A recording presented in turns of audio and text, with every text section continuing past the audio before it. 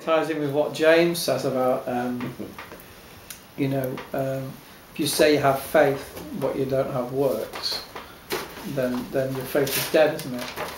So your faith has to actually manifest itself in some kind of action. Yeah. It's not enough just to say, well, yeah, I'm a Christian, I've got faith, and I think it was also trying to say, look, Jesus wants us to love our neighbour. Now, principally, that is obviously bound up in preaching the gospel, but there is more to it, because then he tells, we have the whole process in which he took time out with this victim, and it could have been that the victim would die, and that's possibly one of the reasons why the Jewish like Levite and so on walks by, because he didn't want to be with an unclean body and all that was involved. So in what way do we show love? I think it's a lot easier, certainly having been in a religion where everybody does try to do good to each other, but they do nothing for anyone else outside. Yes, yeah. And I know that you can get caught up in the dangers of social gospel, but nonetheless, I think I've come to the realisation, more personally this is, that I'm talking about myself now, not other people, that I haven't actively been doing the good that Jesus wants us to do out there, alongside the good that is in preaching the gospel. Yeah. So there's two kinds. We know the priority is gospel preaching, but there's also doing good to our neighbour in the community. Absolutely. Yeah, I agree with you. Yeah. The only problem is when, as you say, it becomes a substitute, because doing good to your neighbour is generally well received, whereas preaching the gospel to your neighbour is perhaps not always as well received. Yeah, I mean, I would have thought you should be doing both. Yes, absolutely. You should be witnessing for Christ, and also, and if you do both together, even better. But, yes. Anyway, that's what I got from today. No, that's good. That's a good point. So, see, are you following me? Yeah. In the first part, it was, we can't say we love God if we don't love other Christians. That's right. Now what he's saying is, this is how we know we love other Christians, if we love God. Yeah. So he's covered it from just about every angle, hasn't he? Yeah. And he says that we love God and keep His commandments. So he puts that in again. And of course, we just looked at in Matthew 22, where it's talking about the commandments of God, and Jesus picks 2 Old Testament commandments, one from the 10 Commandments, and says, this is what all the law and the prophets hang on. These are 2 of the most important things, the principles that you can live by. So the idea that when the New Testament came, the 10 Commandments went in the bin is not true. They are God's moral standard. By and large, it's an expression, understanding of what God wants or what God doesn't want. Do the 10 Commandments talk about a Sabbath day? They do. So, because I know that there's, I'm not trying to be controversial, but go on. Yeah, no, it's just that you often hear, like I've heard pastors listen to them say, the ceremonial laws were done away with, but the 10 Commandments still stand. They are laws that are still in statute applicable over Christians. But I don't read that anywhere in the New Testament, where it says the old law, ceremonial laws are repealed, but the 10 remain. I certainly read commands in the New Testament, but I don't see any clear argument for that. I'm just wondering. Yeah, I think.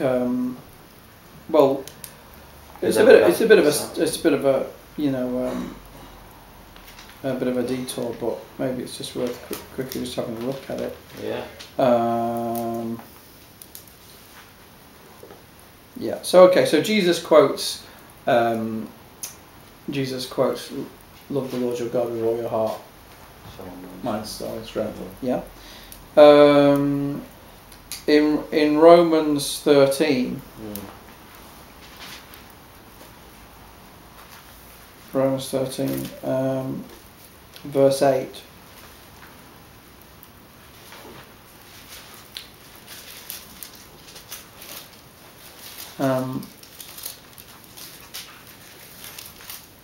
Paul says, "Owe no man anything but to love one another, for he that loveth another hath fulfilled the law." And remember that Jesus says, you know, if you love God with everything that you have, and you love your neighbour as yourself, then the law and the prophets hang on those two commandments, if you like. Then Paul goes on to sort of explain a little bit further, and he says, "For this, thou shalt not commit adultery," which was one of the 10 commandments. "Thou shalt not kill. Thou shalt not steal. Thou shalt not bear false witness." That's 1, 2, 3, 4. "Thou shalt not covet." 5. "And if there be any other commandment, it is briefly comprehended in this saying, namely, thou shalt love thy neighbour as thyself. Love worketh no ill to his neighbour, therefore love is the fulfilling of the law." So I think that's how I would understand it. Yeah. Is that the moral part of the 10 Commandments, which is every law apart from the Sabbath, are fulfilled in either loving God with your heart, mind, soul and strength, or in loving your neighbour as yourself. And Paul's not saying, you know, if you think you've got to not covet. And so I had an argument with somebody once who was saying, no, that it wasn't an argument, it was a discussion. No, it was an argument. Yeah, it was an argument. And he was saying, well, we're not under the law. So I said, I know that. And he was saying, well, so I said, so how do you make sense of what Paul says here then? Yeah. Well, it's not the same. He said, I'm not trying to not covet. I'm not trying to not commit adultery.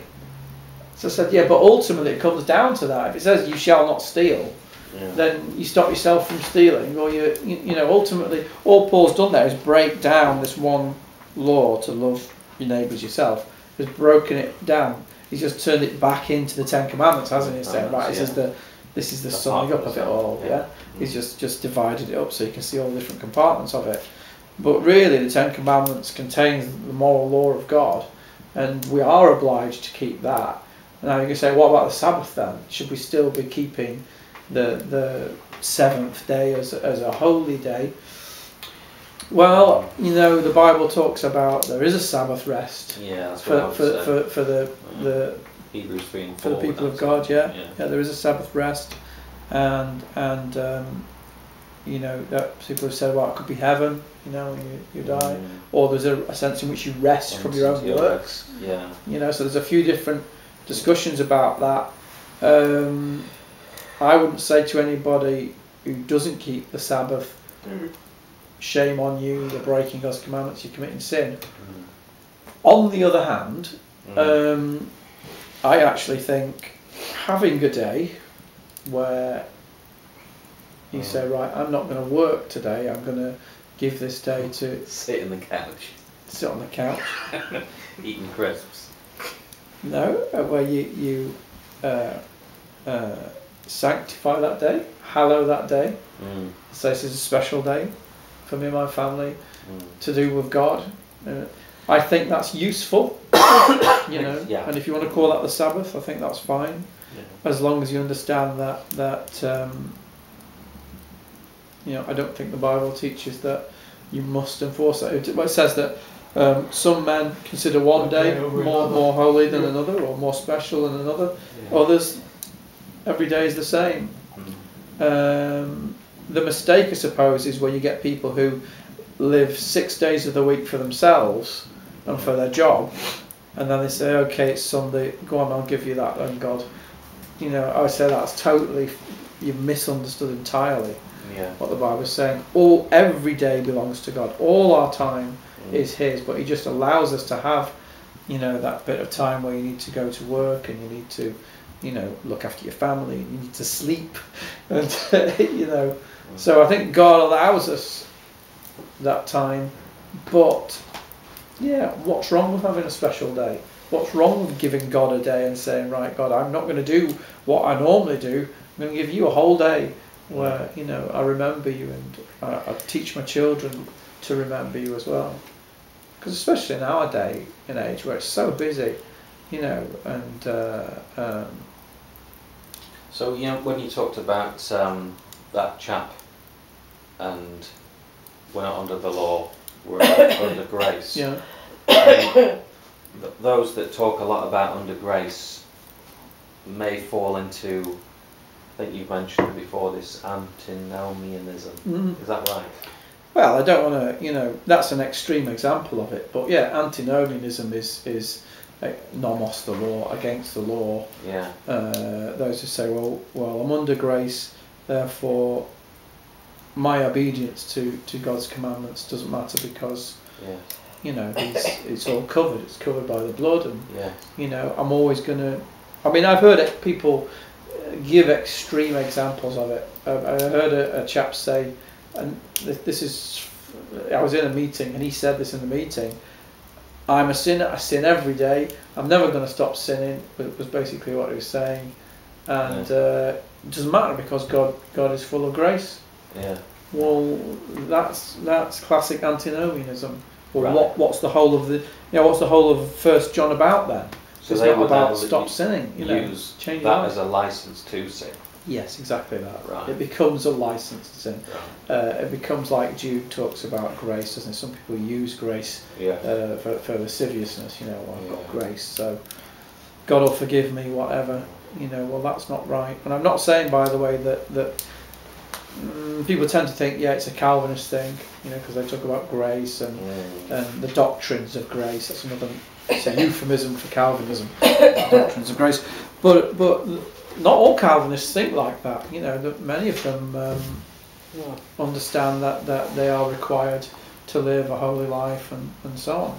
So it's that twisted reasoning where Paul says, what shall we say then?